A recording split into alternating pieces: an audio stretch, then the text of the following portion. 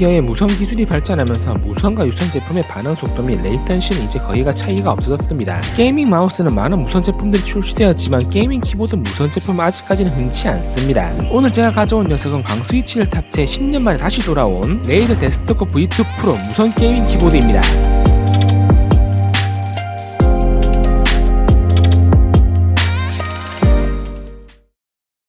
오랜만에 이제 레이저 키보드를 하나 들고 왔습니다. 레이저 키보드라면 이제 블랙 위도우 아니면 헌츠맨, 보통 이 두 개의 라인업이 제일 유명하죠. 블랙 위도우는 레이저를 대표하는, 레이저와 가장 오랜 시간 역사를 같이 한 기계식 스위치가 들어간 레이저를 대표하는 라인업이죠. 헌츠맨은 레이저가 광 스위치를 출시하면서부터 유명해진 라인업입니다. 하지만 데스스토커? 레이저의 새로운 라인업인가? 이렇게 생각하실 거예요. 하지만 제품 이름이 데스스토커 V2죠. V2란 말은 2세 제품이라는 건데 원래 이런 제품이 있었나? 궁금해하실 건데, 원래 10년 전에 펜타그래프 방식의 데스스토커라는 라인업이 있었습니다. 하지만 이제 멤브레인 방식의 펜타그래프 라인업이 오나타를 출시하면서 데스크톱 라인업은 아무도 모르고 역사 속으로 사라져버렸죠. 하지만 이번에 광스위치에 무선 기능까지 탑재해 데스크톱 V2로 돌아왔습니다. 이번에 데스크톱을 리뷰하는 이유는 제가 4년 동안 사용하던 체리 고우축을 이 시간 블랙 위도우에 음료를 쏟아버려서 고장이 났습니다. 엄청 오래 사용하기도 했고 메인 키보드를 변경할 때가 왔구나 생각을 했죠.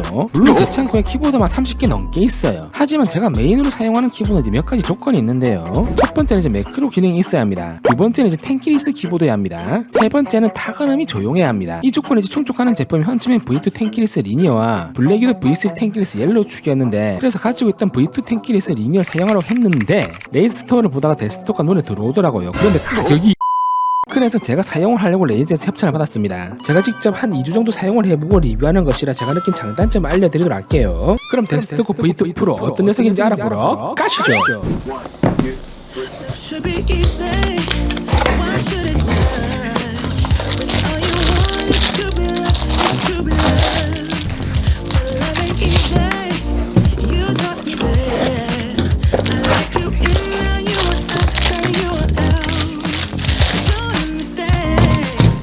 제품의 구성품은 키보드, USB-C 타입 케이블, USB 연장도, 제품 설명서가 포함되어 있습니다. USB 동글은 키보드 아래쪽 커버를 분리하면 들어가 있어요. 별건 아니지만 이렇게 별도의 USB 동글 보관홈 있으면 휴대할 때 편리하죠. USB 동글은 PC 본체에 바로 장착해도 되지만 영장도에 장착해 좀 더 가깝게 사용하면 연결 안정성을 올릴 수 있겠죠. 라인업은 데스크톱 V2, 데스크톱 V2 프로, 데스크톱 V2 프로 텐키리스 세 가지의 라인업을 출시를 했습니다. 데스크톱 V2는 유선 풀 사이즈 제품이고 프로 제품들은 무선 제품입니다. 색상은 화이트, 블랙 두 가지이며 데스크톱 V2 유선 제품은 블랙 색상만 있습니다. 제품의 가격은 데스크톱 V2는 269,000원, 데스크톱 V2 프로 텐키리스는 299,000원, 데스크톱 V2 프로는 319,000원이며 레이저 코리아 공식 스토어에서 구매할 수가 있습니다. 광스위치에 무선이라 비쌀 거라 생각을 했지만 가격이 상당히 레이저스럽죠. 레이저 블랙 위도우 V3 프로가 단종되면서 현재 레이저 게이밍 키보드 라인업 중 풀배열과 텐키리스 무선 제품은 데스크톱 뿐입니다. 그래서 레이저 블랙 위도우 V3 프로와 비슷한 가격에 출시한 것 같은데 비싸긴 하네요. 뭐 어쩌겠어요. 레이저 무선 키보드 사용하고 싶으면 30만원은 질러야.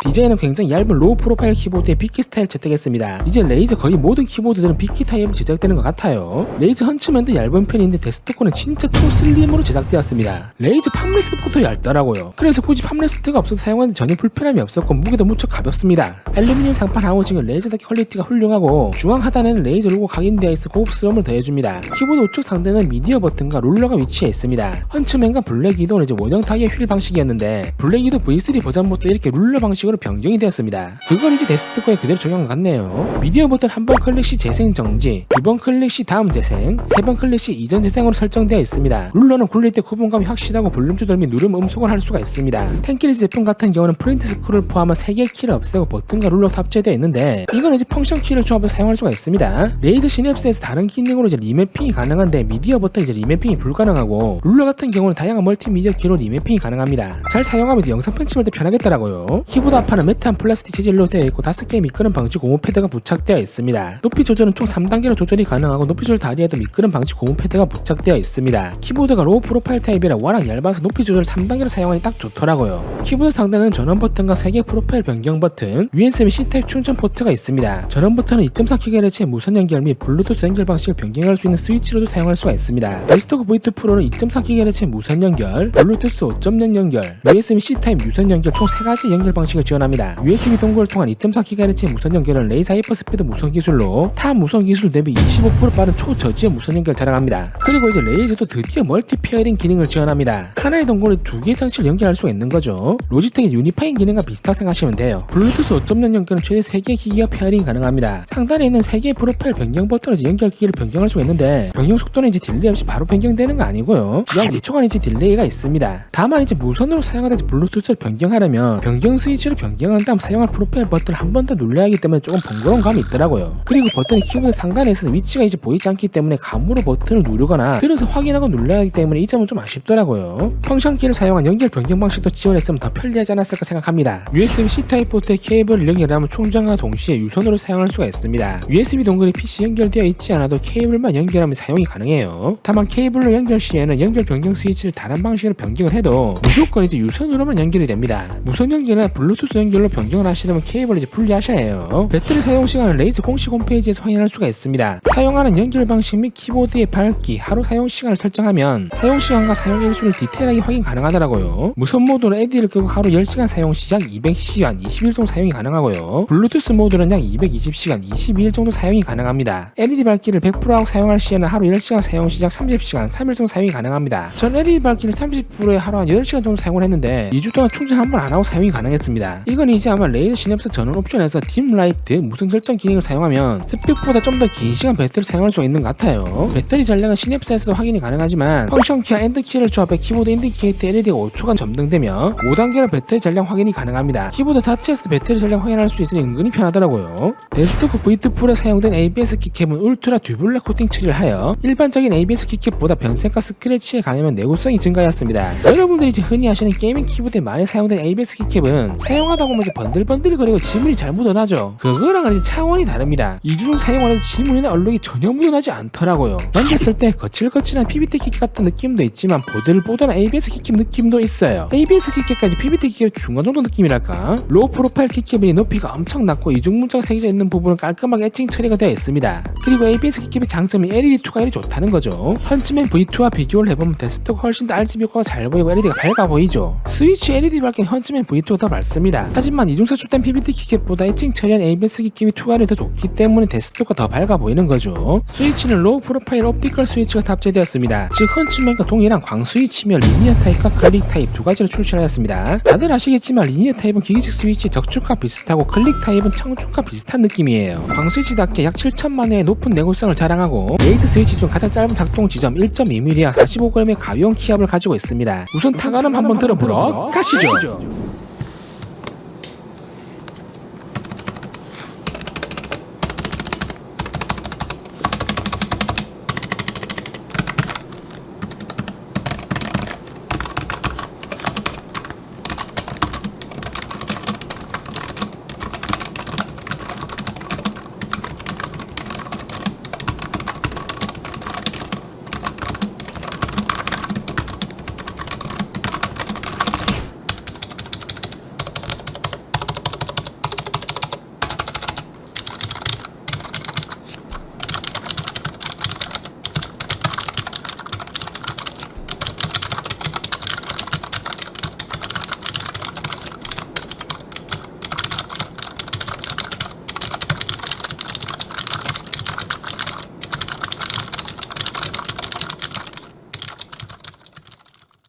리니어 타입 헌츠맨 V2와 동일하게 실리콘 댐퍼가 적용되었습니다. 키를 누를 때 푹신한 실리콘 느낌이 쫀득쫀득한 타건감을 선사합니다. 타건 느낌은 제가 생각하기엔 저소음 적축과 비슷한 것 같아요. 그런데 정말 타건 소리가 조용합니다. 제가 사용해본 어떤 축보다 조용해요. 키캡도 가벼운 ABS 키캡에 로우 프로파일이라 낮아서 더 조용한 것 같습니다. 타건 느낌은 상당히 괜찮은 편인데 스테빌라이저는 조금 아쉽더라고요. 철심 소리가 조금 들리긴 한데 스테빌에 민감한 분들은 참 좋아하실 겁니다. 스테빌은 체리시 스테빌라이저가 적용되었는데 다른 키캡에 장착이 안 되더라고요. 자세히 보면 스테빌 사이 간격이 일반 키보드보다 좀 더 좁습니다. 키캡의 아랫부분을 비교해보면 데스크톱 키캡은 십자가 형태로 되어 있고 일반 키캡은 이제 원형으로 되어 있죠. 그래서 간격이 좁아서 끝부분이 걸려서 장착이 안 되는 것입니다. 왜 굳이 스테빌 사이를 좁게 만든지는 모르겠지만 키캡 놀이가 안 되는 점은 상당히 아쉽네요. 클릭 타입은 헌츠맨의 퍼플 숲과 타건 느낌이 거의 동일한데 키캡도 낮고 작동 지점도 낮기 때문에 좀 더 경쾌한 타건 느낌을 줍니다. 펜타그래프 형식의 낮은 키보드를 저도 처음 사용해봐서 불편하지 않을까 생각했는데 2주 정 사용을 해본 이거 보기보다 엄청 편하더라고요. 키보드 자체 높이가 낮아서 있어서 판매 스티커가 없이도 사용하기에는 전혀 무리가 없었고 장시간 사용을 해도 손가락과 손목의 피로도가 훨씬 덜합니다. 다만 이제 타각 느낌이 좀 심심하다. 일반 OEM 키캡을 사용한 키보드는 딱딱 누르는 맛이 있는데 이 키보드는 이제 그런 느낌은 없어요. 구분감이 이제 너무 없다고 해야 하나? 그래서 클릭 타입이 구분감도 있고 보기보다 괜찮더라고요. 게이밍 키보드에는 게임 테스트를 해봤는데 작동 거리도 짧고 적은 힘으로 작동하기 때문에 예민한 키감을 선호하시는 분들에게는 좋을 수 있으나 깊이감이 없고 쉽게 눌러져서 이 부분 호불호가 좀 있을 것 같습니다. 게이밍 용도로만 사용하실 분들은 리니어 타입보다 이제 클릭 타입의 이 키보드는 좀 더 어울릴 것 같네요. 스위치 탑재된 RGB LED 밝기는 그렇게 밝은 편은 아니지만 ABS 키캡이라 투각을 살 때 엄청 밝아 보입니다. 기판에 빛이 확산되는 느낌은 없지만 화려하지 않으면서 깔끔한 RGB 감성을 느끼기에는 충분합니다. 전용 소프트웨어인 레이저 시냅스에서 다양한 RGB 효과를 설정할 수 있고 게임 모드 설정 및 매크로 설정, 사용자가 원하는 대로 전부 다 매핑 가능합니다. 마지막으로 데스크 테리어를 화이트 감성으로 꾸미고 싶으신 분들에게는 데스크토크를 적극 추천드립니다. 풀사이즈 및 텐키리스 레이저 키보드 중에 이렇게 상판까지 화이트인 제품은 현재 데스크토크뿐입니다. 로우 프로파일의 낮은 키보드에 무선이다 보니 이제 맥스러운 감성을 좋아하시는 분들이 좋아할 것 같네요. 예전에 레이저 쯤에 머큐리도 출시됐지만 상판까지 이렇게 화이트 색상은 아니었거든요. 확실히 이쁘기는 블랙보다 화이트가 훨씬 더 이쁘고 RGB 빨도 잘 받아요. 저도 마음 같아서 이제 화이트를 사용하고 싶은데 이게 관리도 힘들고 다른 제품들도 화이트를 맞춰야 하고 힘들긴 하죠. 딱 이제 남성분들이 차 구매하실 때 마음은 베이지시티인데 현실은 블랙, 그거랑 똑같.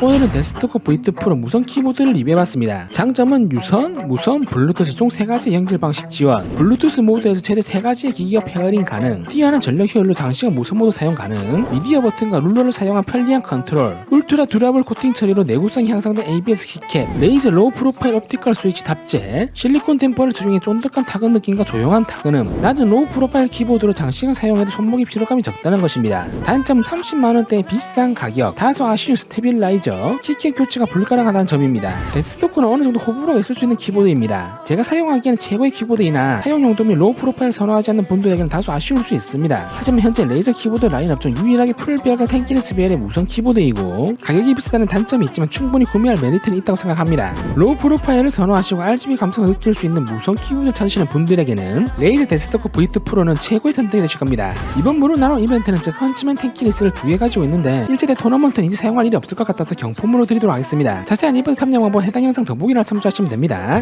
제가 준비한 영상은 여기까지입니다. 저는 다음에 더 좋은 영상으로 찾아뵙도록 하겠습니다.